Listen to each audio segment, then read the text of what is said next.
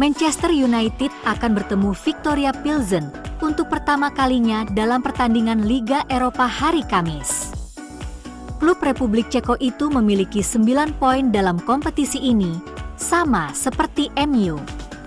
Ini adalah pertandingan besar lainnya dalam upaya untuk finish di 8 besar, agar dapat melaju otomatis ke babak 16 besar dan memperoleh status unggulan.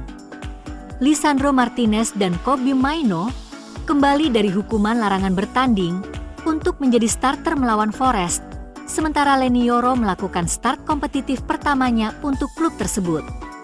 Nosair Mazraoui tampil mengesankan setelah turun dari bangku cadangan dan akan menjadi pilihan untuk bermain sejak awal, sementara Victor Lindelof, Jonny Evans, dan Luke Shaw tetap tidak tersedia. Mazraoui kemungkinan akan menjadi bek tengah kiri, dengan De Ligt dan Yoro sebagai 3 bek tengah. Viktoria Pilsen tampaknya akan bermain tanpa Svetozar Markovic. Bek tersebut dibawa ke rumah sakit untuk menjalani tes, setelah mengalami cedera saat menang tandang 2-1 atas Karviná pada akhir pekan. Matej Vydra, yang sebelumnya bermain untuk klub-klub seperti Burnley, Watford, dan Derby County, adalah wajah yang tidak asing bagi anak asuh Miroslav Kubek.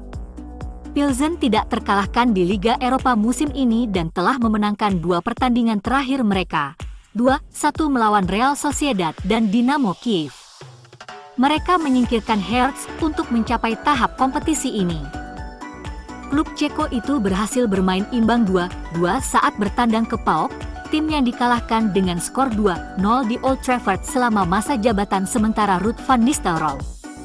Namun, perlu dicatat bahwa Viktoria unggul 2-0 sebelum Samson Dueh mendapat kartu merah pada menit ke-70 dan kebobolan gol penyeimbang di masa injury time di Yunani.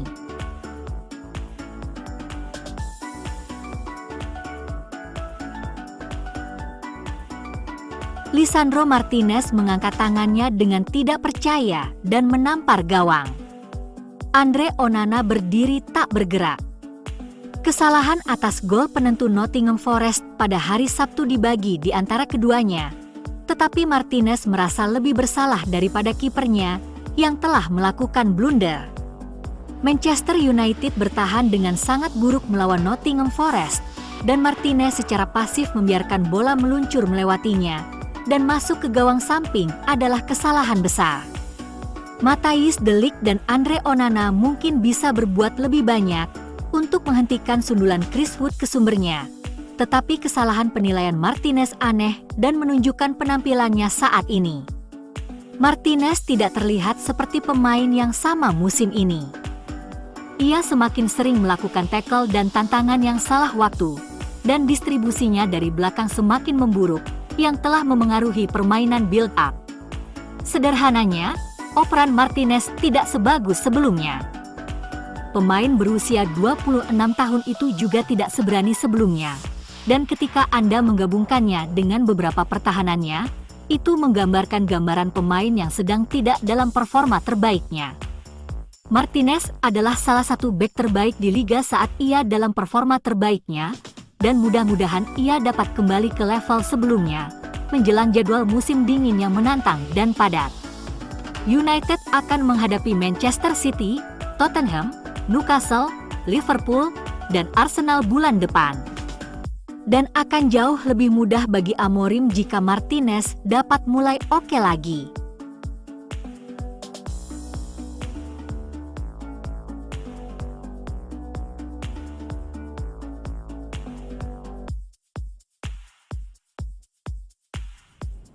Edisi Abola hari Senin memiliki artikel yang sangat menarik bagi para pendukung Manchester United yang mengikuti perkembangan Alvaro Fernandes Carreras di Benfica.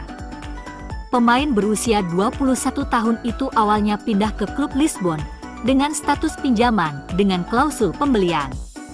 Meskipun awalnya ia kesulitan untuk memberikan dampak yang baik di Portugal, Benfica menggunakan klausul tersebut karena dengan harga sekitar 6 juta euro, klausul tersebut benar-benar bernilai. Bahkan jika bek kiri itu tidak memenuhi potensinya, 6 juta euro pasti sepadan, dan Benfica akan berhasil mendapatkan kembali uang mereka dari klub lain jika memang menginginkannya. Alasan klausul tersebut sangat murah adalah karena Manchester United mengamankan opsi pembelian kembali.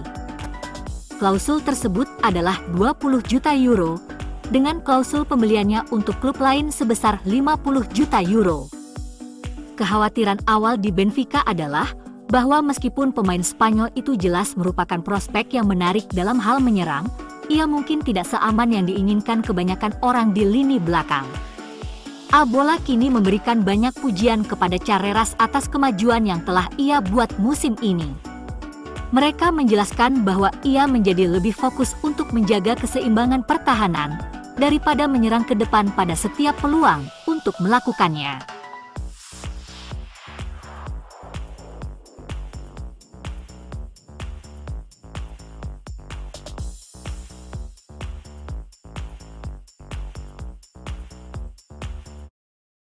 Meskipun dapat memasuki pasar perekrutan dalam beberapa minggu mendatang, Manchester United berpisah dengan direktur olahraga dan Ashworth akhir pekan lalu.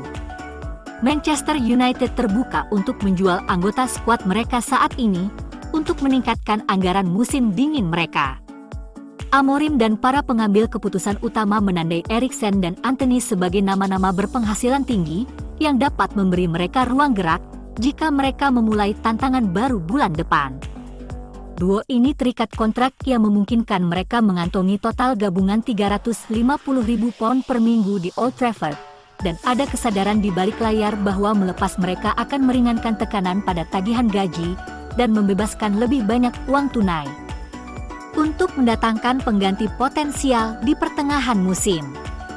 Eriksen yang berisiko menjadi agen bebas di musim panas bukan bagian dari rencana jangka panjang Amorim di Manchester United. Sementara Antony gagal meyakinkan para bos bahwa ia dapat mengubah nasibnya jika ia diberi kesempatan untuk tetap berada di lingkungannya saat ini. Penampilannya yang biasa saja telah menyebabkan dia berada di belakang pemain yang lebih tajam, seperti Alejandro Garnacho dan Amad Diallo. Ada kemungkinan yang semakin besar bahwa pasangan yang kurang diminati itu akan keluar pada tahap awal tahun 2025. Namun peluang opsi penyerang baru menuju Old Trafford tetap sangat tipis. Amorim akan memprioritaskan penguatan posisi bek kiri jika ia memiliki cukup dana bulan depan.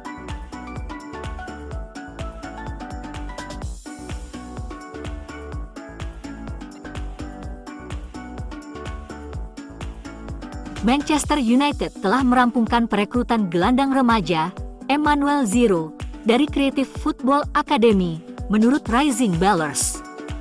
Manchester United Youth, sumber berita transfer pemain muda yang terpercaya terkait Setan Merah, melaporkan bulan lalu bahwa klub Old Trafford itu telah mengalahkan Chelsea dan Arsenal dalam perburuan pemain remaja sensasional itu, dan kini hal itu telah dikonfirmasi.